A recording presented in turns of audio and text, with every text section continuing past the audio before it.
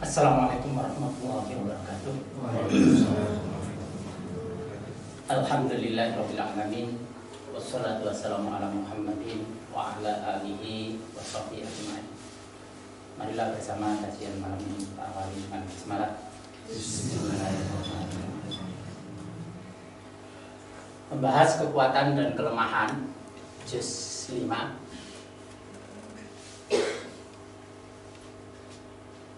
Didasarkan pada halaman 7 sampai dengan 13 dari juz tertentu yang jumlah ayatnya sebanyak 50. Juz yang pada halaman 7 sampai 13 yaitu terdiri atas 50 ayat adalah juz 5, dan surah 50 itu menunjuk pada surah Qaf. Qaf berarti analisis atau berpikir ulang. Orang menganalisis atau berpikir ulang itu karena merasakan ada sesuatu yang kurang sesuai atas proses yang lazim, yang sesuai aturan. Awalnya berjalan biasa atau keumumannya seperti itu, kebiasaannya seperti itu, atau yang sedang dilangsungkan. Jadi kalau kebiasaan itu sesuatu yang terjadi berulang-ulang, proses lama, atau umum itu yang banyak dilakukan oleh orang pada umumnya. Tapi bisa juga proses yang sesaat, ambil keputusan, dijalankan, tapi dalam perjalanan itu segera ia menganalisis dan berpikir ulang atas apa yang dijalankan. Itu kemudian terjadi undur ke belakang. Adanya analisis berpikir ulang ini kadang-kadang membuat seseorang itu jadi kurang cepat tindakannya, jadi ragu-ragu karena ada proses berpikir ulang. Terutama bisa jadi karena dia memang mengalami mentok pada proses yang wajar, atau berpikir bahwa ini nanti akan gagal atau meragukan keberhasilannya. Itu maka orang menganalisis dan berpikir ulang. Apakah berpikir ulang itu buruk? Tidak selalu buruk. Tidak selalu buruk berpikir ulang. Kadang-kadang berpikir ulang itu positif apabila keadaannya seperti ini. Pada bagian yang kanan ini berpikir ulang yang bersifat positif, sedangkan yang kiri itu yang negatif. Bisa saya ulang sedikit karena yang lalu sudah disinggung di sini. Qaf surah 50 jumlah ayatnya 45. Kita mulai dari angka 50. 50 itu adalah kata bihaqqin. Kata bihaqqin. Hak itu angkanya 48 ditambah ba 2 itu berarti 50. Bihaqqin.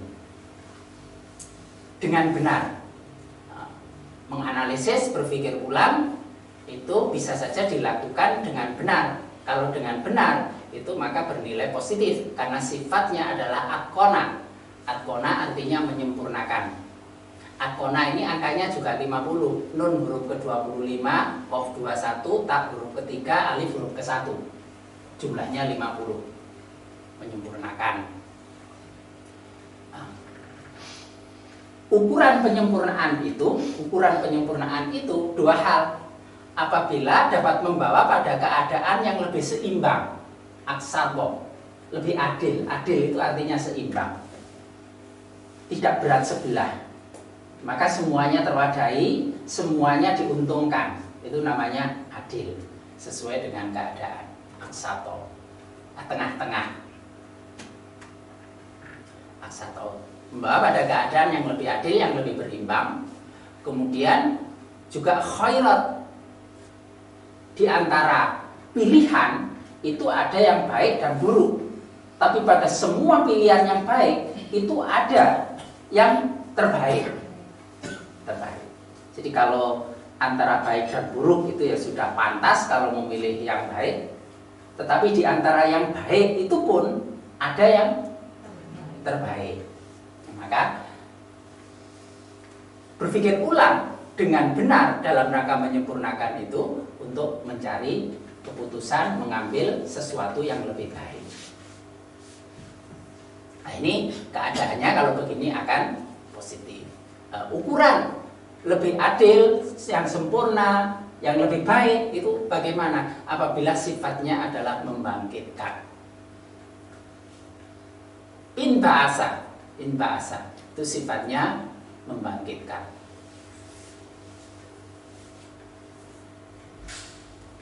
Membangkitkan untuk diri sendiri maupun untuk orang lain. Diri sendiri itu terjadi perubahan yang nyata ke arah yang lebih baik. Kemudian juga bisa geret atau bisa berpengaruh pada orang lain untuk berbuat baik. Kalau kebaikan itu untuk diri sendiri itu kurang sempurna. Kebaikan itu dikatakan sempurna apabila bermanfaat untuk diri sendiri dan bisa menggeret orang lain untuk berbuat baik. Itu namanya berpikir ulang yang sifatnya menyempurnakan.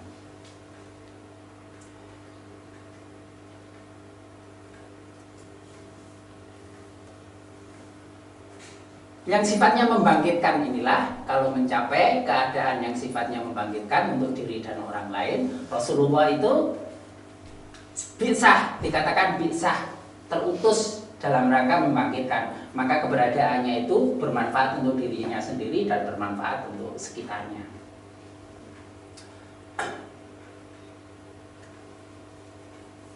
Kalau bermanfaat untuk sekitarnya, tidak untuk dirinya sendiri, ya salah.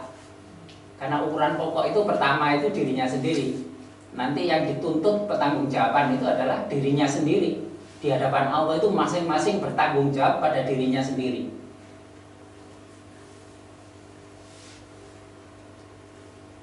Jadi tidak boleh menggunakan prinsip lilin untuk memberikan penerangan di luar diri, dirinya sendiri hancur.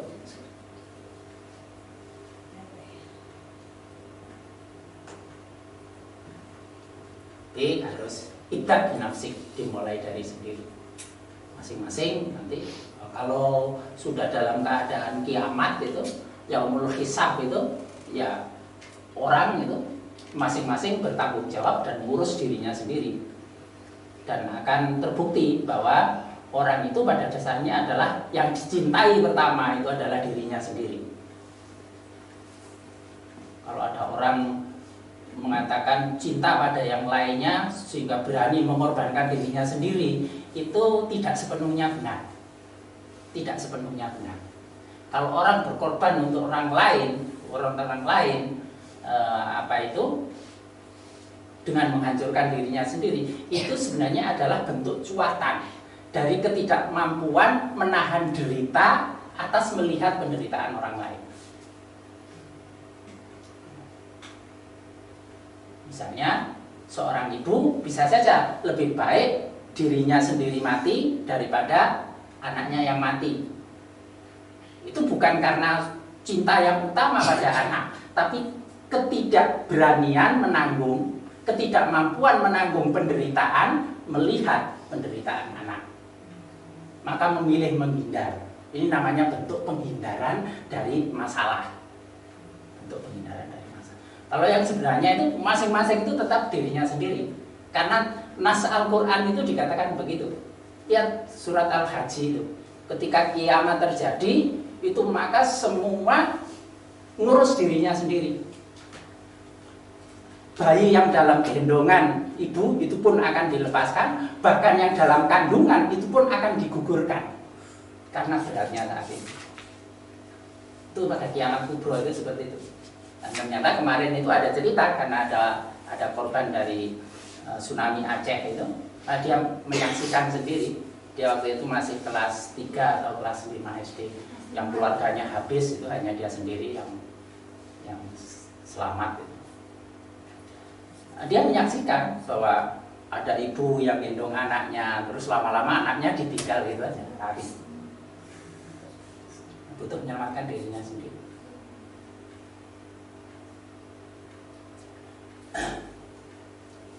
Keadaan kiamat itu seperti itu. Karena itu kesediaan berkorban untuk orang lain itu tidak akan melebihi kesediaan berkorban untuk dirinya sendiri. Itu fitrah manusia itu seperti itu. Jadi kalau tidak seperti itu ada sesuatu yang dibungkus. Ada sesuatu yang dibungkus.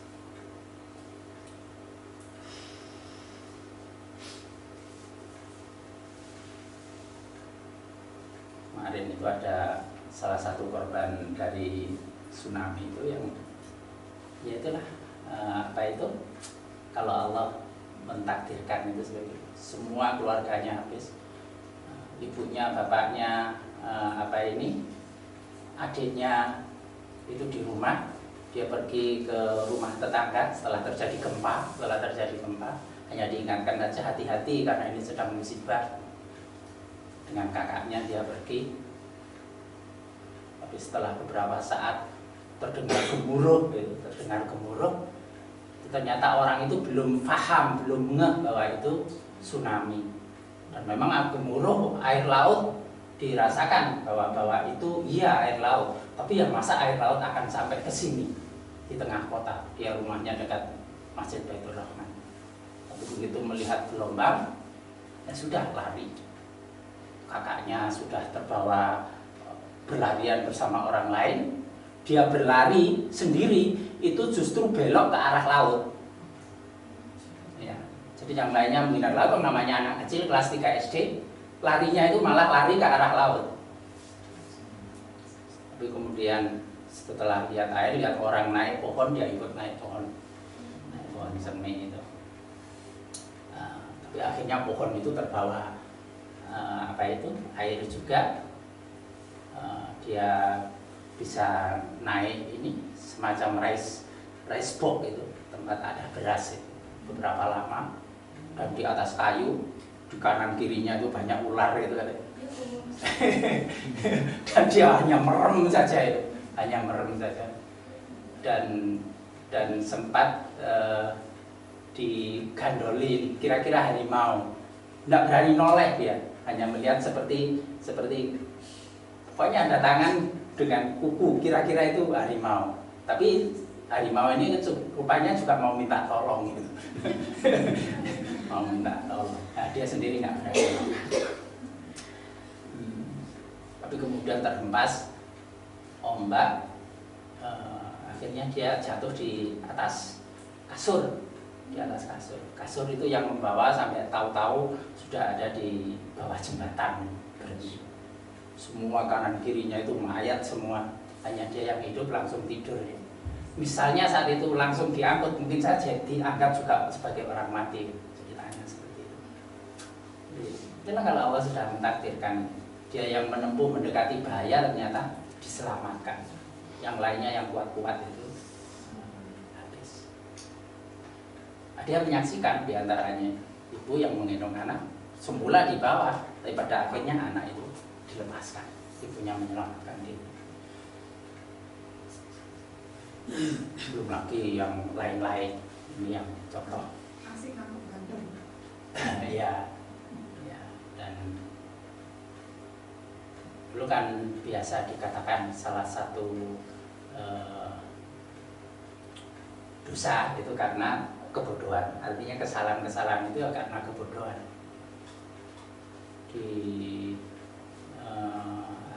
Setelah gempa itu ada satu kolam itu yang ikannya pada berlompatan semua masuk ke rawa-rawa, ke sungai, jadi orang asik gitu karena sudah keluar dari kolam besar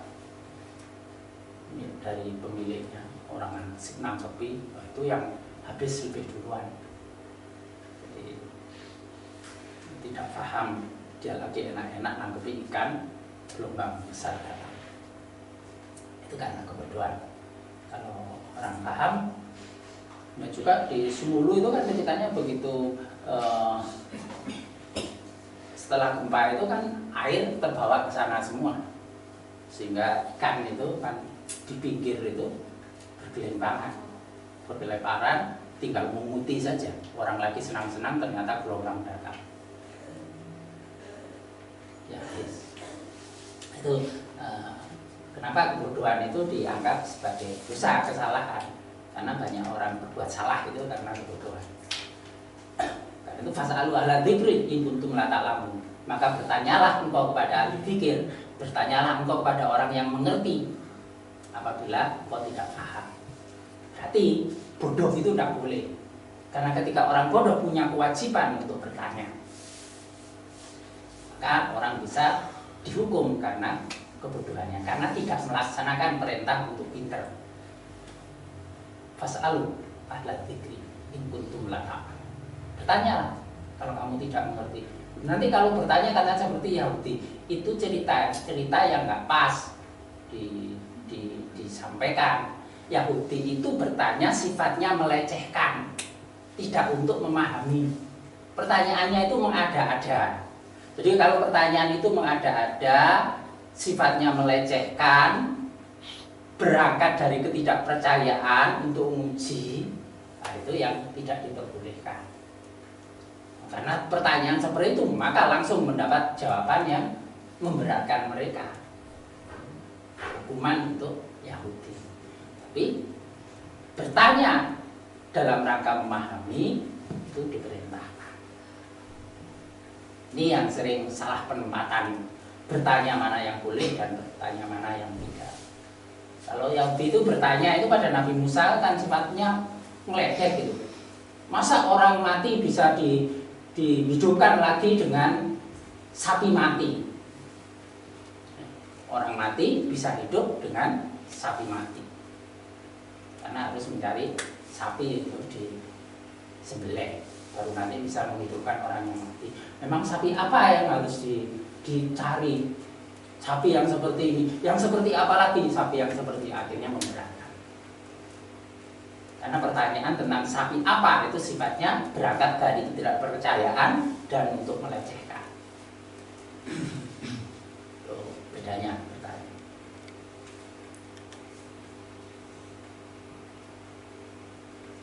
Nah, yang lalu sampai sini ya. Dia membangkitkan, maka dia akan termasuk aflaha, orang yang menang, yang beruntung. Qad aflahal mu'minun, beruntunglah orang-orang yang beriman. Karena orang yang beruntung ini yang bersifat membangkitkan itu cirinya adalah 45. Surah 50 jumlah ayatnya 45. 45 itu adalah kata syakaro, artinya bersyukur. Roh 10, kaf 22, shin 13, jumlahnya 45 bersyukur. Juga kata aslaha, ciri orang yang bersyukur itu, maka disifatnya ini menyempurnakan, membangkitkan ke arah lebih baik, memperbaiki diri. Aslaha. Alif 1, sod 14, lam huruf 23, hak huruf ke-6, alif huruf ke-1, jumlahnya 45. Ya, orang kalau tidak ada tanda-tanda atau bukti perbaikan diri, tidak dikatakan ia bersyukur. Tidak dikatakan ia bersyukur.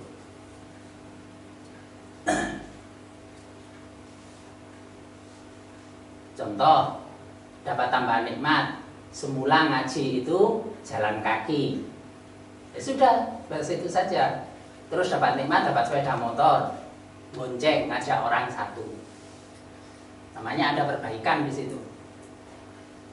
Terus dapat rezeki, punya mobil. Isinya mobil berapa orang? Yo, iso 5, terus ngajak orang lain lagi. Nah, itu namanya bersyukur ada bukti perbaikan diri. Karena yang digeret semakin banyak. Lele nggak dapat sepeda motor dan mobil terus-terusan. Ya ngomong, yang diperoleh di sini diomongkan ke orang lain, ditularkan ke yang lain, itu namanya dalam rangka perbaikan diri. Karena manfaatnya itu untuk sifatnya membangkitkan untuk diri dan orang lain.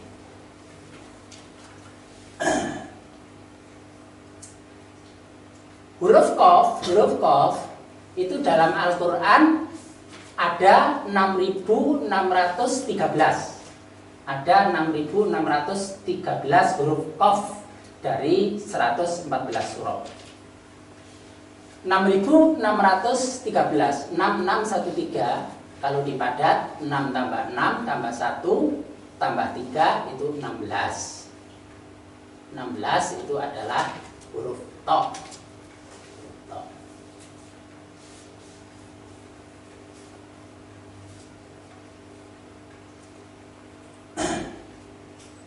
To itu artinya inti dasar. Inti dasar. Inti dasar apa? Inti dasar itu 5 titik, 50 itu 5 titik. Titik itu adalah zat. Zat itu nilainya 13. 5 tambah 13, 18. 18, huruf ke-18 adalah ain. Sifatnya ilmu.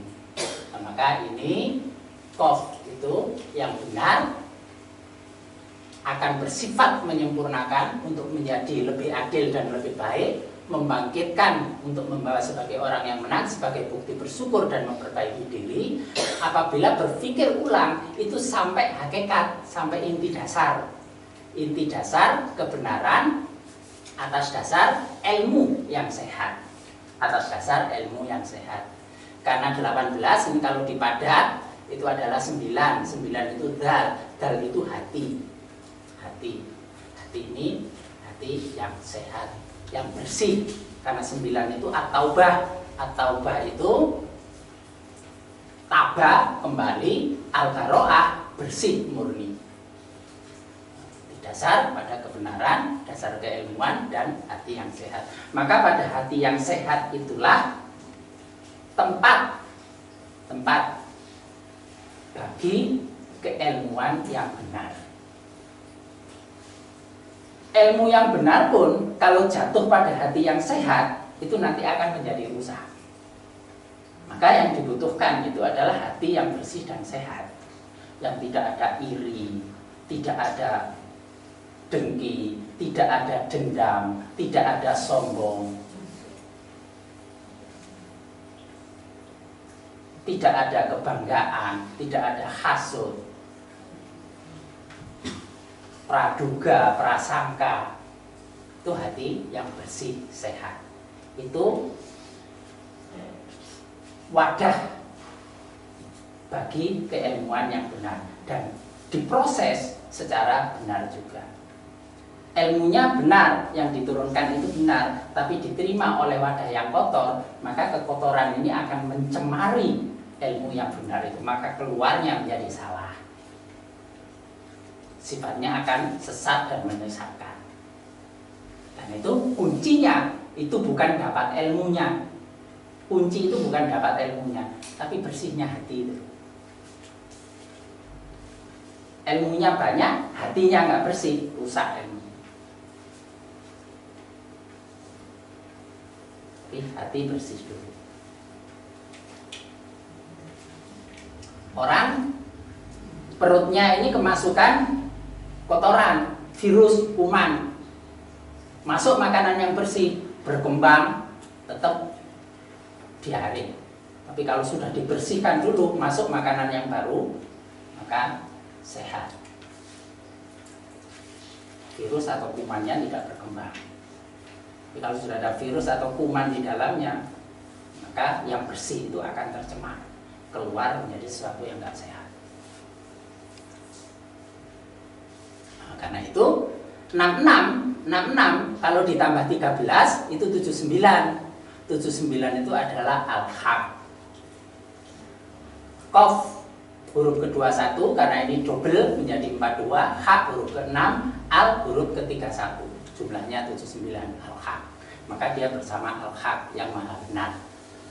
Ini kalau proses yang dilakukan dalam berpikir ulang itu seperti itu. Ini penting untuk juz 5, dan juga untuk juz 21 dan juz 28. Karena qaf itu bahkan menjadi penonjolan sifat dari juz 21 dan juz 28. Kalau juz 5 ini hanya kekuatan dan kelemahan, mungkin itu sangat kuat menjadi kekuatan, mungkin menjadi kelemahan. Tapi untuk juz 21 dan 28 ini malah jadi penonjolan sifat. Berarti lebih dominan aktivitas berpikir ulang.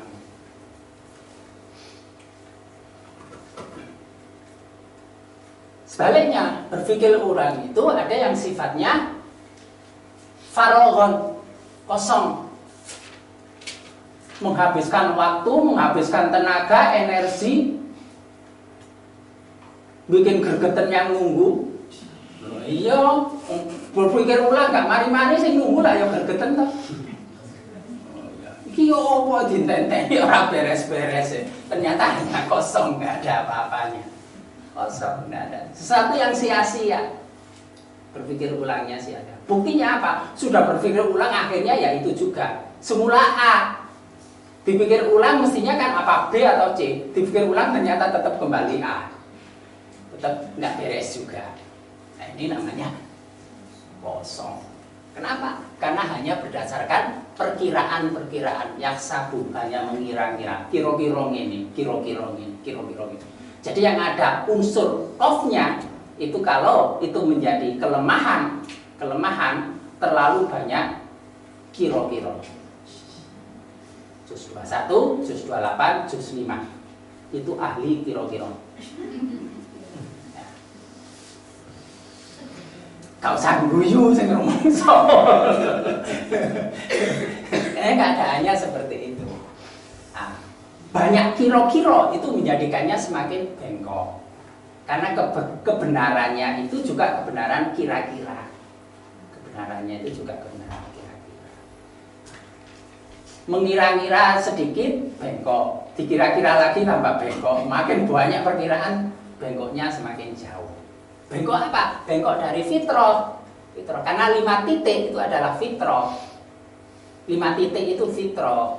Roh, rasa, hati, akal, nafsu. Roh, rasa, hati, akal, nafsu. Itu 5 titik potensi fitrah.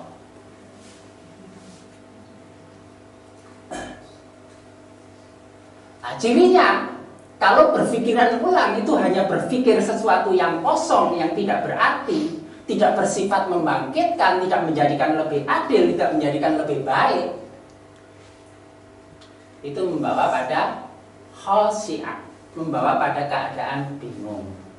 Jadi banyak bingungnya. Ini seperti ini seperti ini. Keadaan bingung itu dalam ayat itu digambarkan ini surah 13 ayat 12. Surah 13 ayat 12. Dari mana surah 13 ayat 12? Dari jumlah ini 66. 66 itu surah At-Tahrim, surah 66. Apa itu? 66 At-Tahrim, 13 itu Ar-Ra'd. Yang lalu sudah dibahas surah dari surah At-Tahrim, ayat dari surah At-Tahrim. Sekarang dibalik, mengambil surahnya surah 13. Surah 13. Kalau begitu ayatnya 66, tidak. Karena surah 13 itu hanya sampai 43 ayat. Hanya sampai 43 ayat. Maka 66 itu dipadatkan. 66 dipadatkan menjadi 12. 6 tambah 6, 12. Maka merujuk pada surah 13 ayat 12. Waladzi yurikumul barqa khaufan wa tama'an wa yunsi'us sahabat thiqal. Dialah Rabb yang memperlihatkan kilat kepadamu untuk menimbulkan ketakutan dan harapan. Bingung. Satu sisi takut, satu sisi berharap. Yang diharapkan tapi menakutkan. Takut tapi di situ ada harapan. Nah, ini kalau tidak sampai pada penempatan yang benar dalam penyikapan itu menimbulkan kebingungan. Ini contoh untuk kebingungan. Ini kilat itu cahayanya maupun bunyinya itu menimbulkan ketakutan secara umum. Secara umum menimbulkan ketakutan. Tetapi dari ketakutan itu ada harapan, ada harapan. Karena itu yang punya unsur ar-ra'du, unsur ar-ra'du kaitannya dengan al-barqun, kaitannya dengan barqun, al-barqi itu biasanya ditakuti tapi juga diharap. Ditakuti, diharap. Banyak orang mengharap tapi untuk mendekat takut. Biasanya seperti itu. Jadi itu ada pada juz 28, ada pada juz 13, ada pada juz 14. Bisa seperti itu. Tapi yang paling kuat karena memang dirinya sendiri ar-raddu, dasarnya juga ar-raddu itu ya 13. Di 13 itu harus sadari bahwa dirinya itu banyak ditakuti orang. Mulai kulino medeni, omongannya medeni, pandangannya medeni, tindakannya itu yang medeni. Berarti lek bojone wedi ya ora usah kaget. Jadi sampean medeni. Tapi diharapkan. Ya. Karena dia banyak menyediakan manfaat, dia diharapkan begitu. Kasih sayangnya tindakannya banyak dibutuhkan. Kilat, petir itu ditakuti tapi dibutuhkan. Karena begitu dilepaskan, ion elektron itu disebarkan. Padahal ion elektron ini sangat dibutuhkan bagi pertumbuhan tanam-tanaman. Karena itu satu daerah semakin banyak kilat dan petir, dipastikan daerah itu subur. Maka itu yang diharapkan. Dan itu kaitannya nanti dengan hujan. Tapi di Jawa ada istilah kebak gluduk. Kebak gluduk kurang hujan. Kebak gluduk kurang hujan. Yang bagus oleh medeni netok tapi manfaatnya ora ono. Pemberiannya nggak pernah turun, itu juga ada yang seperti itu. Itu situasi yang kebak gluduk kurang hujan. Jadi lebih banyak menakutkannya daripada yang bisa diharapkan. Nah, itu sudah bengkok kalau begitu. Ini ditakutkan, diharapkan. Dia mengadakan awan, kaitannya ini nanti dia akan memberikan awan. Awan itu gelap, itu juga mencemaskan, mengkhawatirkan. Tapi kan juga setelah itu turun hujan, itu yang diharapkan. Bahkan kalau tidak turun hujan aja orang memohon supaya diturunkan hujan. Ini kadang sulit melihat keadaan seperti itu untuk menakutkan diri pada keadaan seperti itu.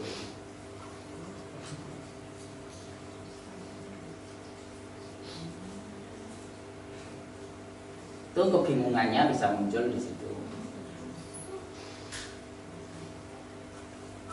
Nah, itu orang-orang juga sering kebingungan menghadapi orang yang punya unsur 13 RP ini opposite. Apalagi kalau yang menghadapi itu juz 21, juz 5, juz 28 yang punya unsur qaf. Ya. Keadaan bingung itu membawa pengaruh pada sukaro, memabukkan, membuat orang semakin menipis kesadarannya.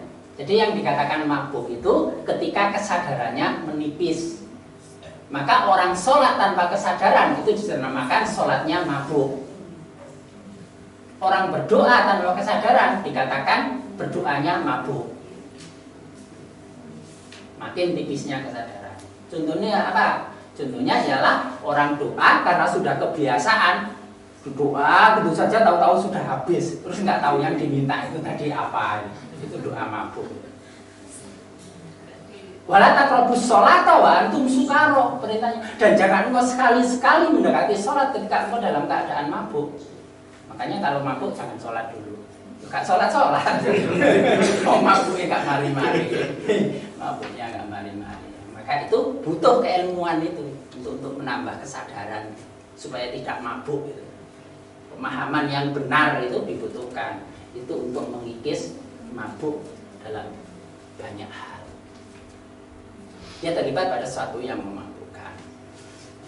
Memabukkan bisa banyak bayangan yang muluk-muluk. Dikuasai oleh bayangan yang muluk-muluk. Dari perkiraan ini tadi muncul bayangan yang muluk-muluk atas segala sesuatu. Kalau mengira usaha segala macam itu sudah perhitungannya bisa memampukan perkiraan-perkiraannya seperti itu, atau situasi yang dihadapi juga seperti itu. Kemudian membawa pada keadaan yang lebih buruk. Mestinya berpikir ulang itu menyempurnakan, tetapi berpikir ulang ternyata tambah buruk saat.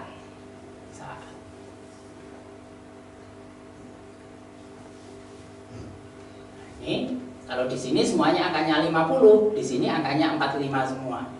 Sukaro angkanya 45, saat angkanya 45. Tak 3, hamzah 29, alif 1, sin 12, 45. Jadi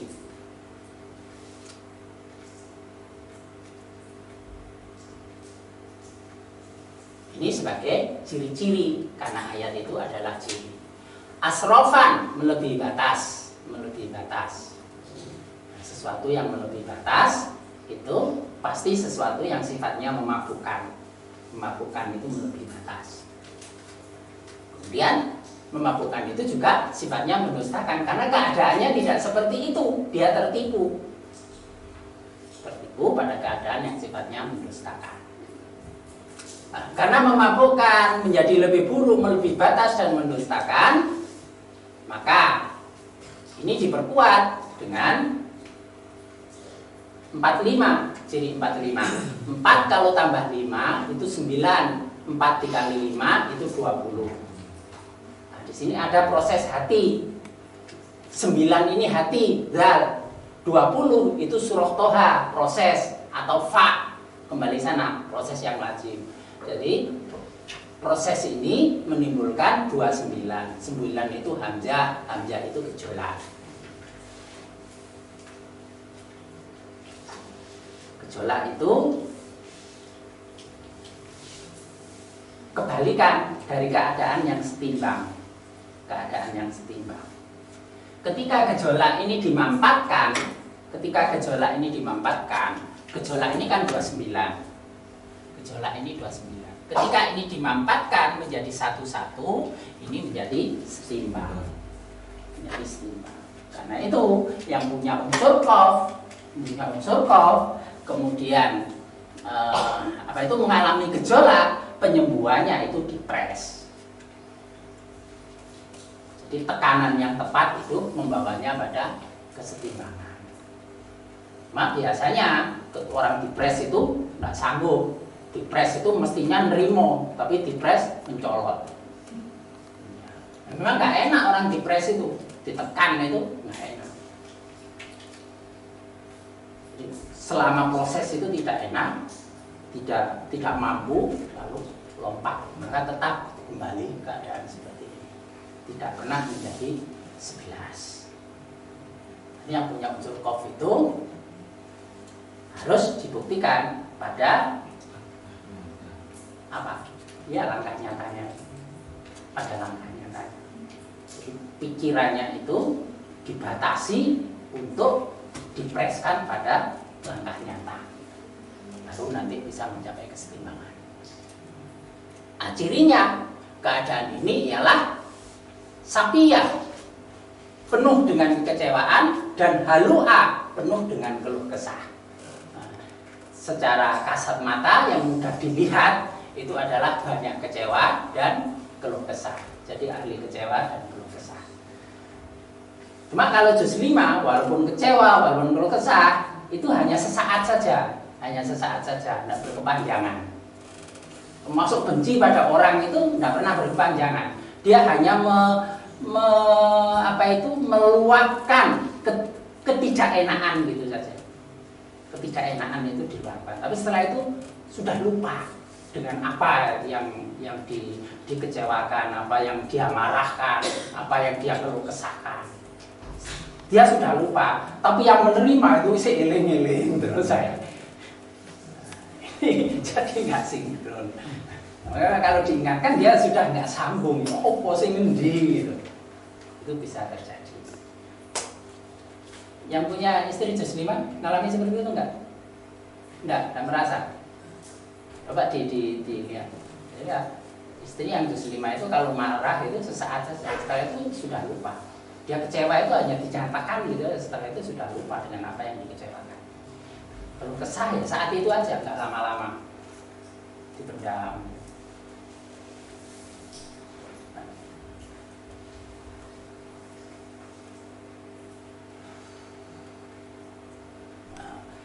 Namanya kecewa dan keluh kesah ini simbol adanya permasalahan. Karena ini 16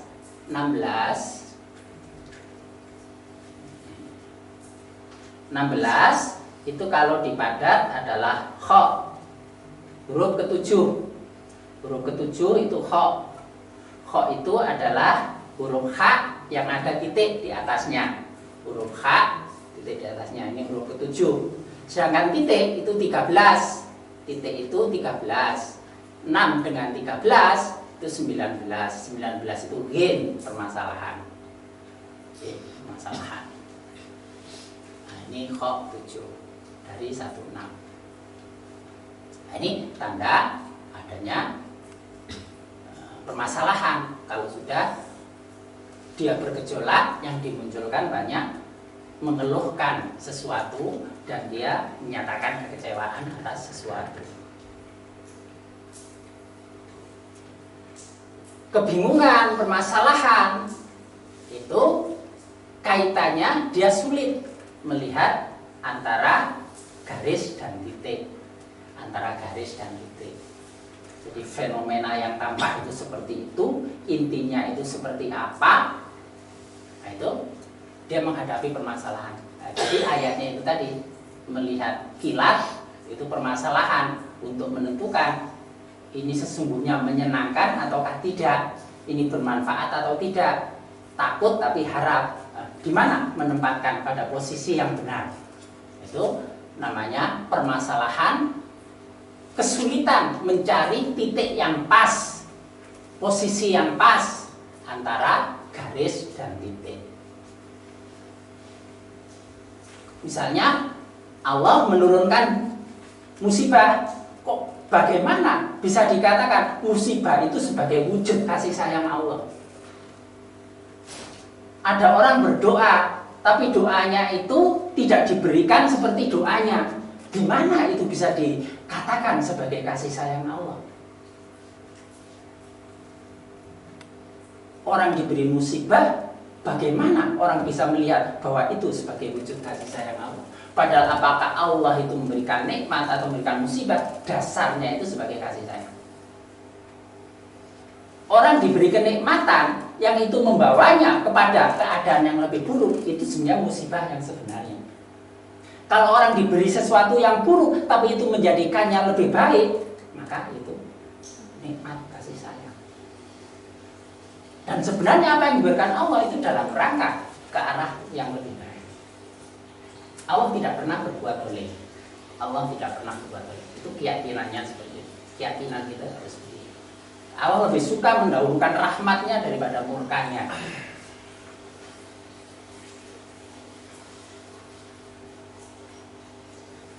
Bahkan makhluk Allah yang lain saja maunya mendahulukan murkanya. Malaikat Jibril aja pernah nawari Rasulullah untuk mengangkat gunung ditimpakan orang-orang Taif. Murkanya didahulukan. Dalam hadis dikatakan bumi, laut, langit itu sudah pernah minta izin kepada Allah untuk menghabisi manusia, tapi Allah menahannya. Makhluk-makhluk ini mendahulukan murkanya, tapi Allah mendahulukan kasih sayang. Permasalahan terkait penempatan yang benar antara garis dan titik, itu yang dibutuhkan adalah itu bisa diselesaikan bagi yang diberi petunjuk. Yuhda yang diberi petunjuk. Yuhda angkanya 95. Karena 50 ditambah 45 ini 95. 95 itu adalah kata Yuhda.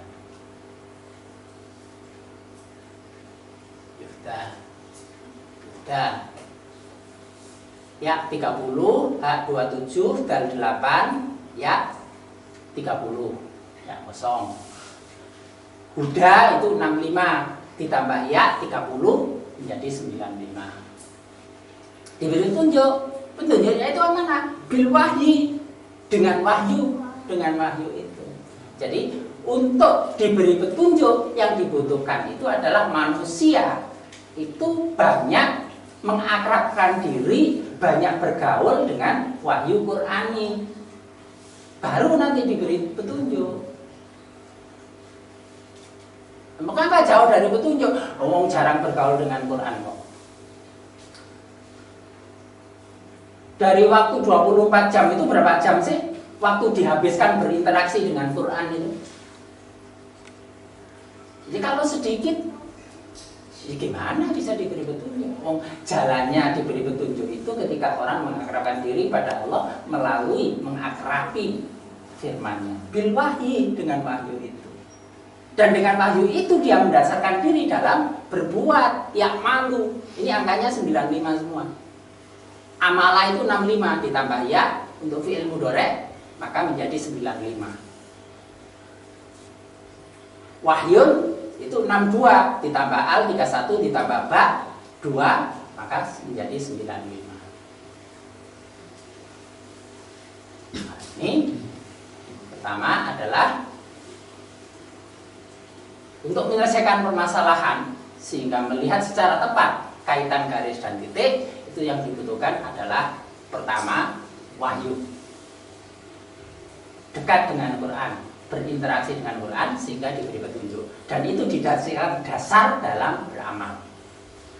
Kalaupun enggak jelas, yang penting bahwa amalnya itu sudah jelas ada dasarnya Quran sampai nanti diberi petunjuk. Tuh, dalam amalnya seperti itu.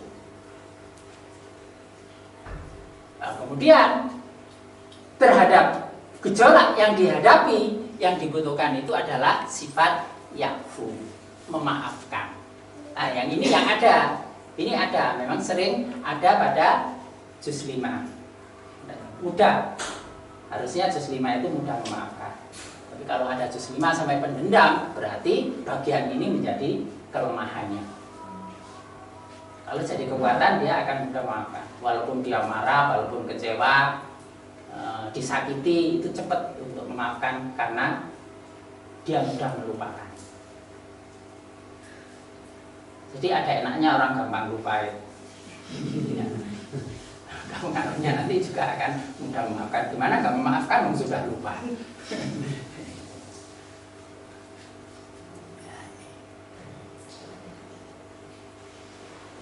Udah jam 9 sampai sini aja ya. Ya, kita garis di sini. Nanti kita lanjutkan pada bagian ini berikutnya. Atau diselesaikan cepat-cepat. Udah jam 9 nih. Ya wes sampai sini aja. Ada pertanyaan? Iya. Masalah kebodohan tadi. Ada seseorang yang bodoh karena dua faktor. Pada zaman dulu memang sulit tempat-tempat belajar atau tidak ada memang tempat belajar, dan yang kedua keadaannya itu kesulitan dalam mencari nafkah untuk anak-anaknya, sehingga waktunya itu habis untuk mencari nafkah untuk menghidupi anak-anaknya itu, sehingga tidak punya kesempatan untuk belajar. Ya, maka dia menjadi bodoh gitu. Dan di usia-usia tua baru ada yang mengajari anak-anaknya terutama, dan itu pun juga sulit dalam belajar itu. Bahkan membaca bismillah saja sudah sulit itu untuk tartil yang benar itu. Bagaimana keadaan orang ini, Pak? Ya. Ini ada dua hal. Ilmu itu ada ilmu laku, ada ilmu dhahir. Yang dilihat ini adalah ilmu dhahir. Tapi bisa jadi seseorang itu punya ilmu laku. Jadi secara dasar itu tidak tahu, tapi secara tindakan tepat itu bisa terjadi situ. Maka jangan dilihat dari satu sisi. Jadi kalau secara ilmu dohir dia itu memang tambah bodoh, nggak ngerti, ahli batak nggak ngerti, tapi ternyata sikap batinnya itu banyak yang cocok, banyak ketepatan menghadapi permasalahan, maka dia termasuk orang yang berilmu. Mudah-mudahan tetap punya keunggulan pada ilmu batin, ilmu laku. Kalau nggak pernah sekolah sama sekali, nggak pernah ketemu guru secara formal belajar, ya ilmu dohir menjadi sangat lemah. Tapi dari pengalaman hidup menyikapinya secara benar itu menjadi ilmu laku. Saja kemudian ilmune tumbuhan, bukune tumbuhan, gelare rentengan, kesabarannya kurang. Tapi sing nggak ngerti ahli batak ini ternyata punya tingkat kesabaran yang tinggi, ilmu lakunya lebih baik ya, daripada yang gelarnya berderet dan bukunya tumpukan tadi.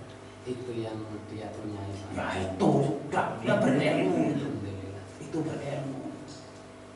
Ya, nah, baik, kita akhiri bersama kajian malam ini dengan alhamdulillah. Alhamdulillahirobbilalamin.